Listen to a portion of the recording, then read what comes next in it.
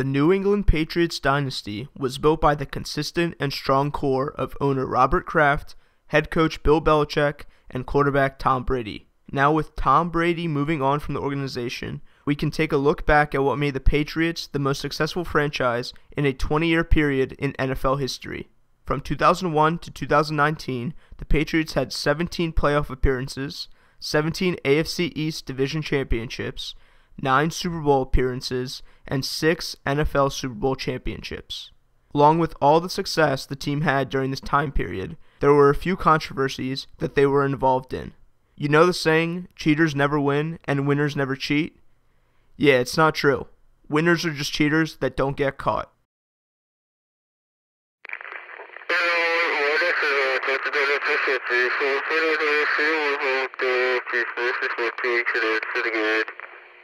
Starting in the 2005 season, the Patriots have been involved in a few controversies where their opponents' headsets conveniently did not work properly in-game.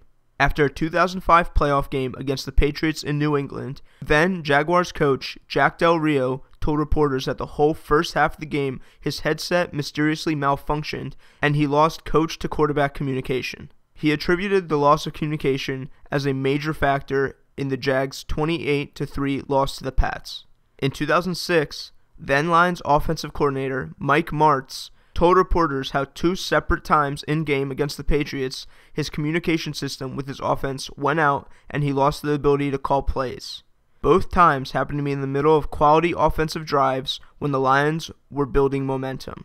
After hearing those comments, then Bengals coach Marvin Lewis said, quote, "Yeah, I know. Headset went out. It happened to me in Foxborough too," end quote. A few years later, former NFL linebacker Carlos Dansby commented on the issue also. His Cardinals faced the Patriots in New England in Week 16 of the 2008 season. He said, "My headset was working fine every game until the very last game that year. We get in Foxborough, they couldn't get my headset fixed for nothing in the world." In the same game, Cardinals quarterback Matt Leinart cited that when coaches tried to call plays in his helmet, all he heard was static. The last instance of headset malfunction came in 2015 when the Steelers played the Patriots in Gillette Stadium. For the first 14 minutes of the game, Steelers coaches were receiving the Patriots radio network broadcast of the game through their headsets, making it harder to communicate. Every time an NFL official came down to the sidelines to fix the issue, the headset would stop receiving the broadcast. And when they left, the broadcast would start again. Mike, what exactly happened? You just didn't have any communication? We were listening to the Patriots radio broadcast for the majority of the first half on our headsets. The coach to coach or the coach to quarterback? Coach to coach. Coach to coach.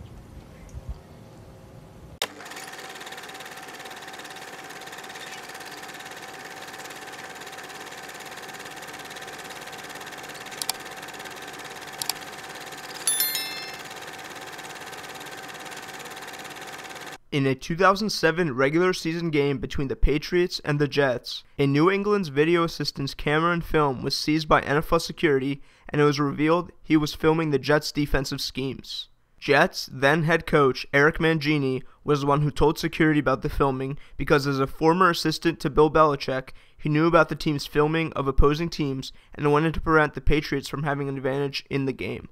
This event caused a lot of controversy around the league and prompted the NFL to launch an investigation on the Patriots. Through the investigation, the NFL discovered that the Patriots' video department has been filming games since the 2001 NFL season. A cameraman would sit behind the opposing team's sideline and film the team's communications, whiteboards, and paperwork that would contain play signals. Allegations were made before the Super Bowl. I don't think there's any new information since then, not really any that I'm aware of. I don't think those allegations are true. So, but I mean, we're moving on. I got a football team to coach, and that's what we're gonna do. Even back when Belichick was coach of the Cleveland Browns, a member of his staff would bribe a NFL Films camera operator to film their opponent's sideline. As coach of the Patriots, this practice was taken up a notch. Patriots scouts would attend games of upcoming Patriots opponents and create spreadsheets of the team's signals and corresponding plays. The spreadsheet was given to a staff member who matched the notes to the videotapes filmed from the sidelines. The Patriots had a whole database of videos with notes breaking down opponent signals, organized by opponent and by coach. To do the filming, Patriots videographers were told to look like ordinary media members, and if asked what they were filming, to say that it was for an NFL-related show. After the investigation, many former Patriots staff members admitted that the filming helped contribute to a lot of the organization's success from 2001 to 2007, and likely to many of their Super Bowl victories. The NFL Competition Committee admitted that they were trying to find ways that the Patriots cheated between 2001 and 2006 because there were so many rumors around the league. The rumors included Patriots bugging opponents' locker rooms and filming the St. Louis Rams walkthrough practice before Super Bowl 36. Even in 2017, the Eagles held a fake walkthrough practice before Super Bowl 52 because they were paranoid the Patriots were filming. I think there are still a lot of coaches out there that don't trust the Patriots. So paranoid. Sometimes they'll overthink it and do some fake plays in case anybody's watching. Yep.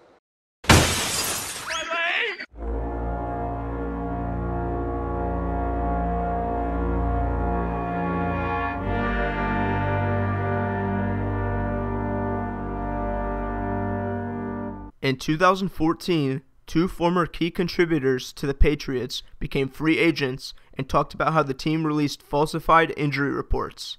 Linebacker Brandon Spikes claimed he was placed on the injured reserve list before the playoffs unfairly because the team wanted to keep him off the field even though he felt he was able to play. Cornerback Aqib Talib said his hip injury designation in 2013 was incorrect because his quad was the real source of the pain. He was quoted in saying, "That's how they do things," in reference to the Patriots.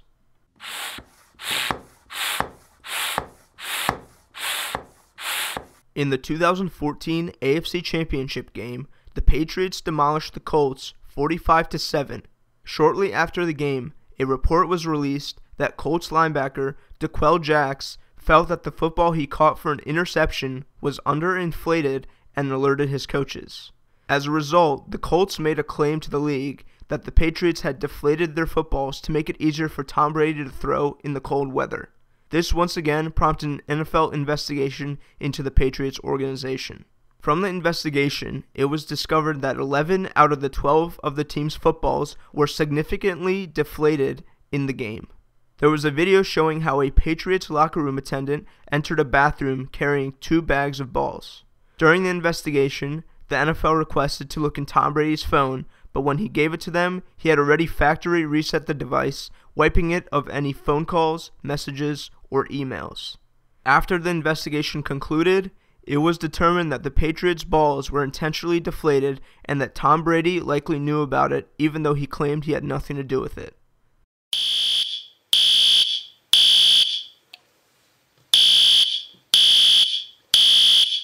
In 2017, the Steelers traveled to New England for a game against the Patriots. The night before their game, the fire alarm in the hotel the Steelers were staying at went off at 3 a.m. However, it did not go off because of a fire, but rather because a man no one knew pulled the fire alarm. Police did a brief investigation, but concluded that the man that pulled the fire alarm did not have any connection to the New England Patriots. Still, this raised some eyebrows around the league. 1 double 85, that's our call. 1 double 85. No matter where I go? 80, yeah, so you can't hide. Come on, coach. You serious or you just playing? Just tell me you're just playing. I'm going to watch you run in the end zone and spike the ball here. The most recent instance of Patriots cheating was in 2019. In Week 14 of the season, a Patriots film crew was found in the press box of the Bengals-Browns game, taking videos of the game and reportedly the Bengals sideline. When asked about it, the crew told NFL officials they were there to film a feature for a team video web series. The concerning part was that the Bengals were going to play the Patriots the following week, and no one from the film crew informed Bengals staff ahead of time that they were going to be at the game filming. This was eerily similar to the Spygate scandal from a decade before. I don't know why you would think you could take that. I didn't know. I didn't know. But I can delete this right here for you. Damage is done, my friend. No, it isn't, because we deleted it. Once again, Once it's gone, 22 yards line, gone. 29 yards on the punt. I can't And get that return, 29 yards. There's no way I can get that footage back. I'm being honest with you. And I don't have a computer to even put it that way. Once this card's, that's it. Yeah, I don't see the advance scout in any of this video they're shooting. So these are all the times in the last 20 years that the Patriots were caught cheating the NFL rules. There were also times in the last 2 decades when the Patriots came into controversy for specific plays that would bend the rules, but does not necessarily mean that they were cheating. Those were just times Bill Belichick took advantage of some loopholes in the league rulebook, which he should honestly be praised for. But that is for another video. Anyway, comment down below your thoughts on the Patriots organization and who do you think deserves more credit for their success, Brady or Belichick? Thanks for watching.